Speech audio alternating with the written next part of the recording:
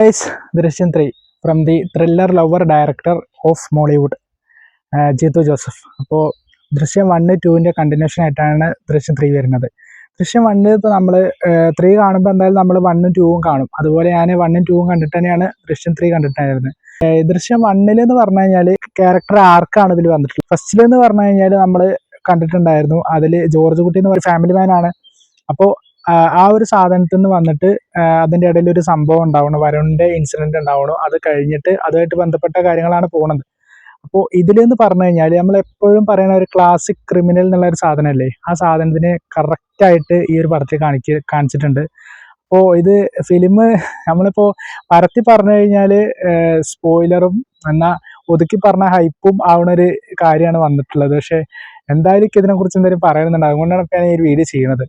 അപ്പോൾ എന്താ പറഞ്ഞാൽ ജോർജ് കുട്ടി ഈ ഒരു സിനിമയിൽ നമ്മൾ എന്താ പറയുക, കഴിഞ്ഞ 2 ഇതിൽ കണ്ടതിനേക്കാളും കുറച്ചുകൂടെ കുറച്ച് സെറ്റാണ്. അപ്പോൾ ഇതിൽ എന്താന്ന് പറഞ്ഞാൽ കൂടുതൽ ആ ഒരു ഡയറക്ടർ എക്സ്പ്ലോർ ചെയ്തിട്ടുള്ളത് ഒരു സീനിയർ ആയിട്ടുള്ള 2 ആക്ടേഴ്സിൻ്റെ ലെയേഴ്സ് ഓഫ് എന്താ പറയുക ഇമോഷൻസ്, ലെയേഴ്സ് ഓഫ് വെറൈറ്റീസ് ആണ് ഇതിൽ ആ ഒരു ഡയറക്റ്റ് എക്സ്പ്ലോർ ചെയ്തിട്ടുള്ളത്. അപ്പോൾ നമുക്കത് നിങ്ങളെല്ലാവരും കണ്ടാൽ തന്നെ നിങ്ങൾക്ക് അതിനെ ക്യാച്ച് ചെയ്യാൻ പറ്റും. പിന്നെ ഇതിലൊരു ബാറ്റിൽ ഓഫ് ഇമോഷൻസ് ആണ്. ഇമോഷൻസ് എന്ന് പറഞ്ഞാൽ ഇപ്പോൾ ഒരു സൈഡിൽ കുടുംബത്തെ ഒരിക്കലും മറ്റ് നിയമത്തിന് വിട്ടുകൊടുക്കാതെ രക്ഷിക്കുന്ന ഒരു ഗൃഹനാഥൻ, അതായത് ജോർജ് കുട്ടീൻ്റെ സൈഡ് നോക്കുമ്പോൾ അപ്പുറത്ത് എന്താ പ്രഭാകർ, അതുപോലെ ആശാചരത്തെ അവതരിപ്പിച്ച ഗീതാ പ്രഭാകർ ആയിട്ടുള്ള ക്യാരക്ടർ, അവർ രണ്ടുപേരും ഞങ്ങളുടെ മകന് ഇങ്ങനെ ഒരു ഇൻസിഡന്റ് സംഭവിച്ചു. അപ്പോൾ ആ സംഭവിച്ച ആ ഒരു ഇൻസിഡന്റിന്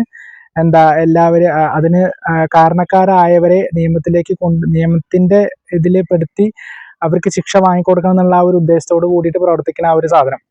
പക്ഷേ ഇതില് ഓക്കെ, അതാണ് 1 കഴിഞ്ഞിട്ട് പിന്നെ 2ലേക്ക് വന്നിട്ടുള്ളത്. പക്ഷെ ഇതില് അതിനേക്കാളും കുറച്ചുകൂടെ ആ ഒരു സാധനത്തില് എക്സ്പ്ലോർ ചെയ്തിട്ട്, പക്ഷെ ഇയാള് നമ്മളിപ്പോൾ പറയില്ലേ, ഒരു 4ാം ക്ലാസ്സുകാരൻ്റെ ബുദ്ധിയല്ല, സിനിമ കണ്ടിട്ടുള്ള ആ ഒരു സാധനമാണ് ജോർജ് കുട്ടിയുടേത്.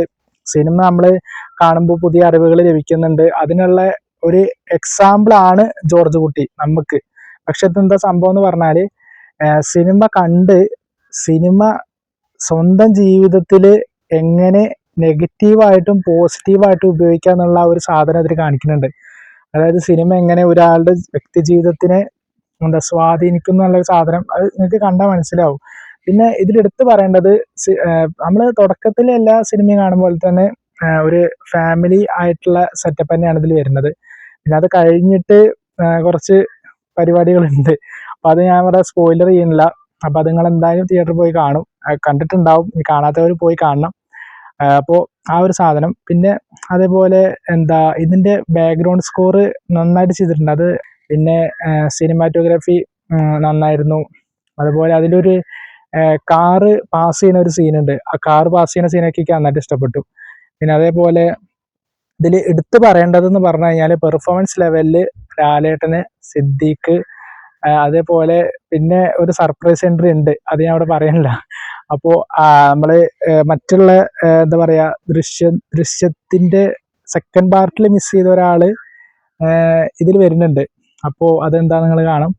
പിന്നെ അതേപോലെ ഇതിലൊരു അതിപ്പോൾ നമ്മൾ ഫസ്റ്റ് പറഞ്ഞില്ലേ, ദൃശ്യം 1 പറയണ പോലെ അതിൽ ഒരു ഫാമിലിയിൽ ഒരു ഇൻസിഡന്റ് ഉണ്ടാവണം. അപ്പോൾ അതിലൊരു ഫാമിലി മാൻ ആയിട്ടാണ് ലാലേട്ടൻ നിൽക്കുന്നത്, കുടുംബത്തിനെ സപ്പോർട്ട് ചെയ്തിട്ട്, എന്നാൽ രണ്ടാമത്തേൽ ഡിഫെൻസ് ചെയ്തിട്ട്. എന്നാൽ ഇതിൽ വേറെ ലെവലാണ്. അതായത് എന്തുകൊണ്ട് ലാലേട്ടൻ ഇങ്ങനെ ആയി, ലാലേട്ടന് ഇനി ഈ ഒരു സാധനത്തിന് ലാലേട്ടന് ഒരുപാട് കുറ്റബോധങ്ങൾ വരുന്നുണ്ട്. അങ്ങനെ ഒരുപാട് സാധനങ്ങളാണ്. പക്ഷേ ഇത് സത്യത്തിൽ ഈ ഒരു സാധനം നന്നായിട്ട് വർക്കായി. എനിക്ക് പേഴ്സണലി ഈ പടം നന്നായിട്ട് ഇഷ്ടപ്പെട്ടു. പിന്നെ പക്ഷെ പടം ടോട്ടലി എനിക്ക് പേഴ്സണലി ഇഷ്ടപ്പെട്ടു. അപ്പോൾ നിങ്ങൾ എന്തായാലും പോയി കാണാം. അപ്പോൾ ഇനി എന്തായാലും പറയാൻ വിട്ടുപോയിട്ടുണ്ടെങ്കിൽ ഞാൻ ഇതിൻ്റെ ഇടയിൽ ചെറിയൊരു റൈറ്റപ്പ് ആയിട്ട് കൊടുക്കാം. അപ്പോൾ ഓക്കെ, താങ്ക്സ് ഫോർ വാച്ചിങ്.